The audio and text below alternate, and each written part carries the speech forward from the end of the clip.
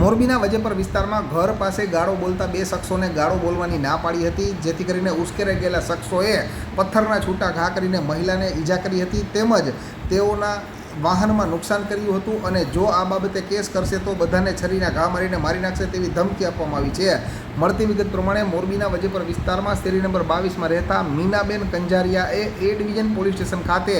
રવિ ઉર્ફે બુચિયો, દેવજીભાઈ કોળી તથા ગિરીશ નારણભાઈ કંજારિયા રહે બંને વજેપરવાળાની સામે ફરિયાદ નોંધાવેલ છે, જેમાં તેણે જણાવ્યું છે કે આ બંને શખ્સો તેઓના ઘર પાસે ગાળો બોલતા હતા અને તેવામાં તેના સસરા મહેશભાઈ કંજારિયા ત્યાં આવતા તેમણે આ બંને શખ્સોને ગાળો બોલવાની ના પાડી હતી। ત્યારે રવિ અને ગિરીશ ઉશ્કેરાઈ ગયા હતા અને તેણે તેઓના સસરાને ઢીકાપાટુનો માર માર્યો હતો તેમજ ગાળો આપી હતી અને છૂટા પથ્થરના ઘા કર્યા હતા। ત્યારે બહાર પડેલી તેઓની ઇકો ગાડીમાં પથ્થર વાગવાના કારણે કાચ તૂટી ગયા છે અને વાહનમાં નુકસાની થયેલ છે તથા ફરિયાદી મહિલાને માથામાં અને છાતીના ભાગે પથ્થર વાગતા તેઓને ઈજા થઈ હતી અને દરમિયાન તેઓના પતિ દિલીપભાઈ કંજારિયા ત્યાં આવી જતા તેમને આરોપીએ